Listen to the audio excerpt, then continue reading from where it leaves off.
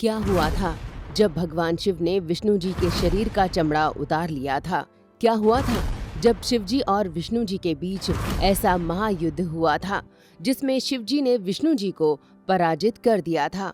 आखिर क्यों हुई थी विष्णु जी और शिव जी के बीच ऐसी लड़ाई जिसकी मिसाल सनातन धर्म में नहीं मिलती?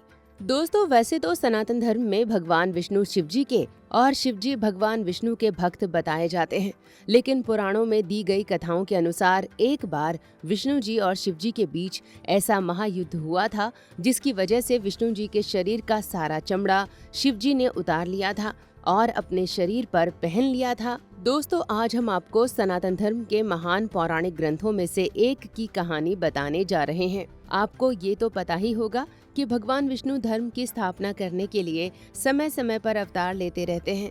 आपको ये भी पता होगा कि भगवान विष्णु ने अपने भक्त प्रहलाद की रक्षा करने के लिए नृसिंह भगवान का अवतार लिया था, क्योंकि विष्णु भक्त प्रहलाद को उसका ही दैत्य पिता हिरण्यकश्यप मारना चाहता था। हिरण्यकश्यप भगवान विष्णु का विरोधी था और अपने भाई हिरण्याक्ष की हत्या का बदला लेने के लिए विष्णु जी से भी ज्यादा शक्तिशाली बनना चाहता था। दरअसल दोस्तों, हिरण्याक्ष और हिरण्यकश्यप दोनों ही दैत्य भाई थे और प्रजापति ऋषि कश्यप और उनकी पत्नी दिति के पुत्र थे। दैत्यों का वंश हिरण्याक्ष और हिरण्यकश्यप से ही माना जाता है। हिरण्याक्ष ने जब वेदों का अपहरण कर पृथ्वी को रसातल में डुबो दिया था, तो भगवान विष्णु ने ही वराह अवतार लेकर पृथ्वी और वेदों का उद्धार किया था और हिरण्याक्ष का अपनी गदा से वध कर दिया था। इस बात को लेकर हिरण्यकश्यप ने भगवान विष्णु से बदला लेने के लिए तपस्या कर ब्रह्मा जी से अमरता का वरदान मांगा था, लेकिन ब्रह्मा जी ने जब उसे अमरता का वरदान देने से मना कर दिया, तब हिरण्यकश्यप ने ब्रह्मा जी से ये वरदान मांगा कि उसे न तो कोई दिन में, न कोई रात में, न ही कोई आकाश में, न कोई पृथ्वी या समंदर में मार सके। उसने ये वरदान भी हासिल कर लिया था कि उसे कोई भी ऐसा प्राणी न मार सके जिसका जन्म माँ के पेट से हुआ हो। और तो और उसने ये भी वरदान मांग लिया था कि उसे किसी भी अस्त्र या शस्त्र से भी मारा न जा सके। आखिर में उसने ब्रह्मा जी से ये भी वरदान मांग लिया कि उसे न तो घर के अंदर और न ही घर के बाहर मारा जा सके। दोस्तों, ये वरदान पाने के बाद हिरण्यकश्यप ने भगवान विष्णु के भक्त देवताओं, ऋषियों और दूसरे प्राणियों को सताना शुरू कर दिया और जो कोई भी भगवान विष्णु का भक्त उसे मिलता वो उसे मार डालता।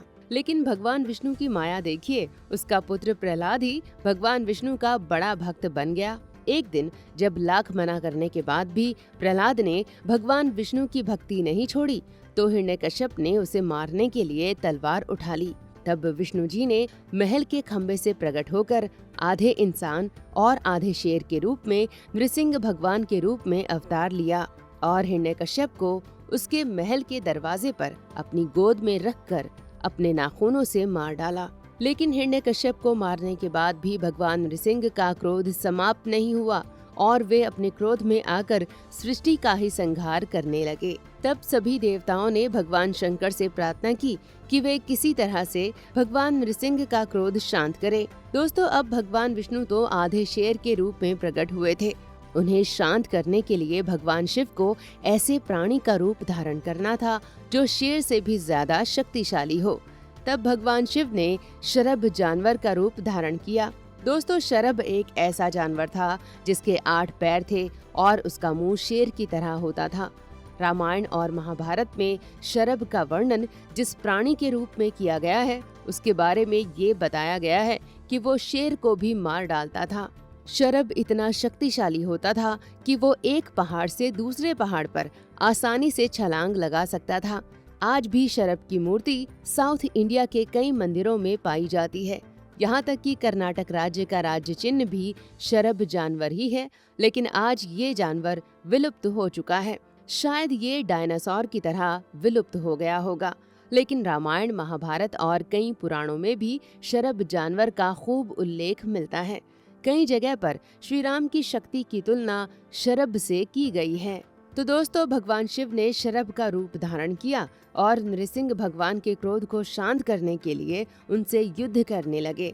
आखिर में शरभ अवतार भगवान शिव ने नृसिंह भगवान को अपनी पूंछ में लपेट लिया और उन्हें कैद कर उनके शरीर का सारा चमड़ा निकाल दिया। अपने शरीर के चमड़े का त्याग करते ही नृसिंह भगवान अपने विष्णु स्वरूप में प्रकट हो गए और उनका क्रोध भी शांत हो गया। दोस्तों, तब भगवान विष्णु ने शिवजी को अपने सिंह रूपी चमड़े को उपहार में दे दिया और इसके बाद भगवान शिव ने भी उसे अपने शरीर पर धारण कर लिया। तो दोस्तों, देखा आपने कि किस तरह से संसार के कल्याण के लिए भगवान शिव ने विष्णु जी से भी युद्ध किया था, जिन्हें वे अपना आराध्य मानते हैं। उम्मीद है कि आपको हमारा ये वीडियो पसंद आया होगा।